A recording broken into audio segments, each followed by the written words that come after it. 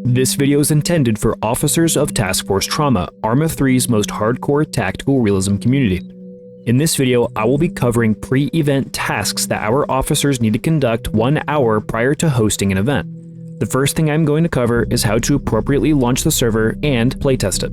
You will need to have the server dock and server interface open. I'm going to give a legend of how to map the server dock before I get into this. Keep in mind that the layout or format of the server dock may look different, but the overall process will be exactly the same. The bolden text is the mission file name, the red text is the operation name, the standard text is the mission settings that we will be using for the respective faction we will be playing as, the blue text is how mission completion is triggered, the map will give some additional information to our squad leaders and fire team leaders during the pre-admin brief, which we'll talk about later, and lastly is the text below the image. This text will give you any information about the enemy, about the mission, so on and so forth.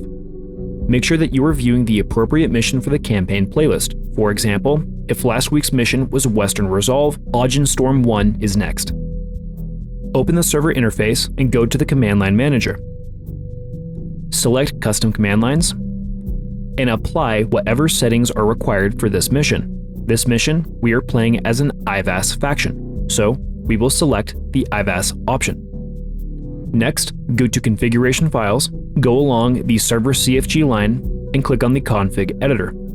Go back to the server dock and highlight the mission file name. Ctrl-C to copy, Ctrl-V to paste. Make sure there are no spaces in front or behind this text. Press Save and Exit, and then click on Update Server Files. This will run a script to ensure that Arma 3's game files and Steam files are correct on the server, allowing us to connect and play the game. The script will tell you when the process is completed. Once this is done, click on the game controller, the green game controller which shows our IP, and press Start. Now, we will learn about playtesting the mission and launching the server. Keep in mind that after the playtest, we will be shutting down the server and launching it 10 minutes prior to hosting the event. We are just making sure that everything is functional before we get started. Connect to our server, and log in as admin by pressing /login, all one word, space Arma. Select any role and hit OK. During the playtest and server launch process, make sure that no community members are connecting to the server. Any connection or disconnection during the loading processes of the server will break the game. Once the server has loaded into the briefing screen, click on the briefing tab. If text appears in the briefing tab, that means everything is functioning as intended so far. Now press continue.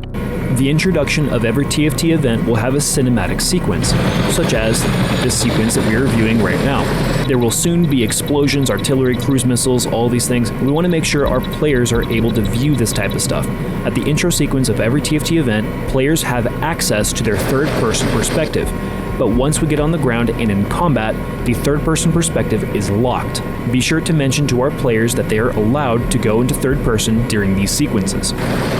Open Zeus by pressing Y. If this does not work, self-interact, and there should be an option within your self-interactions that says Create Zeus. The server doc mentions for this respective mission file that when all OP4 is removed from PMO, the mission is complete. To test our triggers and the server restart function, we are going to trigger mission completion. At this point, it should boot us back to the debriefing screen. If it boots you back straight to the roll screen without you pushing anything, that is a sign that something is wrong. If I press continue, it should restart the server, booting me back to the roll assignment screen. And there we are. At this point, you can disconnect from the server, pull up the server interface, and shut it down.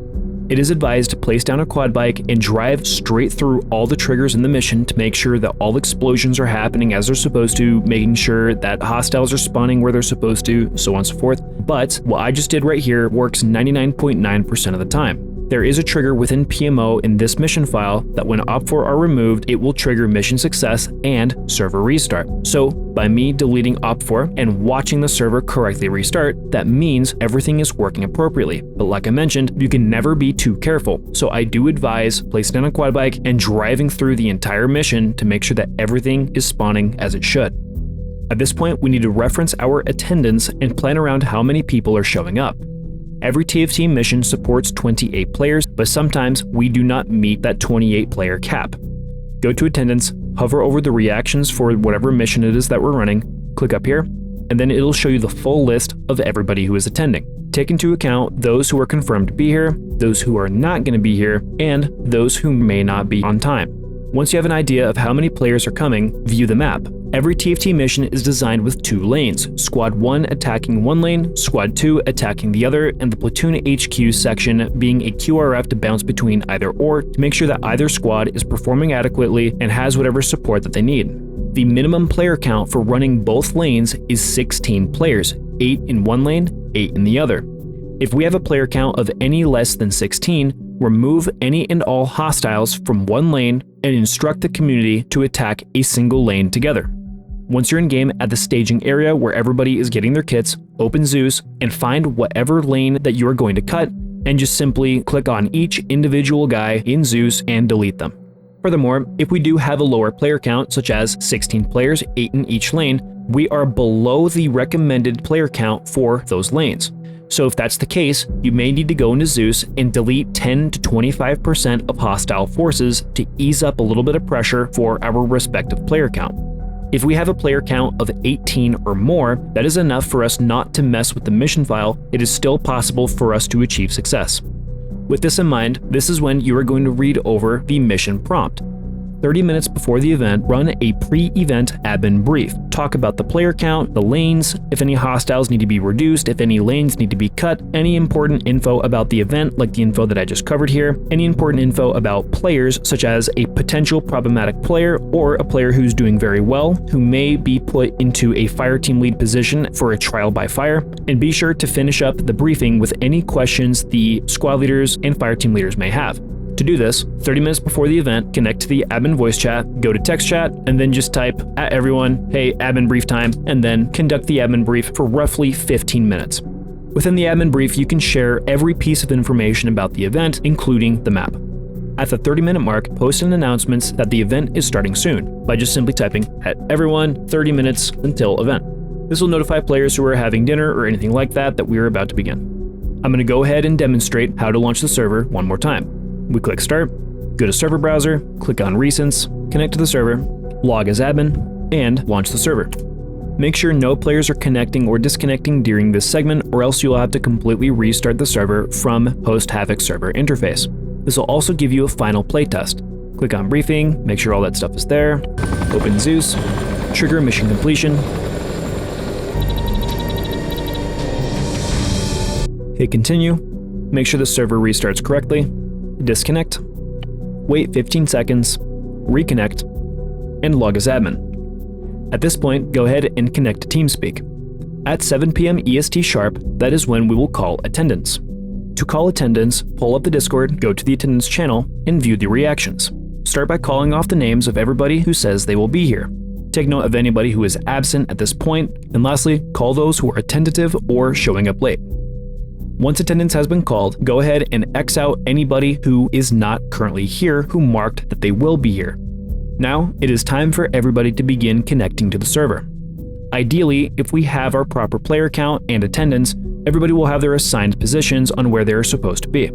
There are some instances where Squad 2 has a lower player count than Squad 1, Squad 1 has a lower player count than Squad 2, and if this is the case, we do need to balance out the teams as best as we can. There may be some rare instances where all of Squad 1 is present, the command section of Squad 2 is present, red team is present, but blue team is missing. If this is the case, Squad 2 can be undermanned at 6 men and complete their lane. I did just talk about how this is not recommended, and it's not, but what you could do if a strange situation like that occurs is simply lower the hostile count in Squad 2's lane by like 25% and leave Squad 1's lane entirely untouched.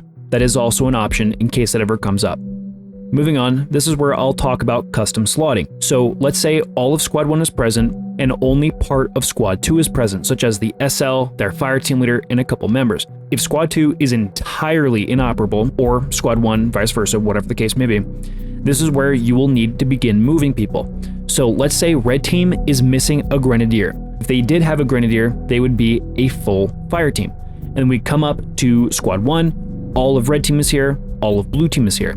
You can take the Gren out of blue team and stick them down in the grenadier section. Furthermore, let's say that yellow team's medic is missing, and all of Red Team is here. You can ask for volunteers for those who may want to play as a medic. Of course, those who are dual slotted in TFT as a medic in another role will get priority to do that job, but if worst case scenario comes up, you can have a more experienced TFT member like a private first class or specialist take that role and just inform the squad leader to give them a quick little crash course and make sure that they have all the gear they need in the op. The most important thing about custom slotting is making sure that you are not slotting up people who have a harder time working together. Let's say player 1 and player 2 struggle working together, but player 1 and player 3 work very well together. If that's the case, move player 2 to a different position where they are more able to work with other people. Sometimes you may make a misjudgment on a certain person or a certain fire team. For checks and balances, after everybody is slotted and everybody is in a good position, simply ask. Ask the community, is everybody cool with where they're slotted? And somebody might say, hey, I want to be in Tax Fire Team. We will just simply move a couple people around and make sure everybody is as happy as they can be. Once everybody is slotted, inform them to not touch their keyboards, do not Alt-Tab, don't click on anything to let the server load properly. If you click on the Players tab in the briefing screen, you will see everybody who is loading into the server. If there's an hourglass by their name, they are still connecting, where if there is a full color right here, that means they are indeed connected. Wait until everybody is connected to begin the briefing. To begin the briefing, cover the mission narrative, rules of engagement, objectives. Once you cover the battle plan and what all players are supposed to do, finish up the mission briefing by letting the community ask questions. Once all questions have been answered, you are good to launch the event. This sequence is a really good time to view Zeus. At this point, you are good to do any mission changes required for the event. Let's say Squad 2 is missing a fire team. I'll come down here and just remove a handful of guys. Nothing too crazy, just whatever feels comfortable for their player count. At this point, grab your gear, double check everybody, make sure that they have all their kits saved, and have fun. Good luck, guys.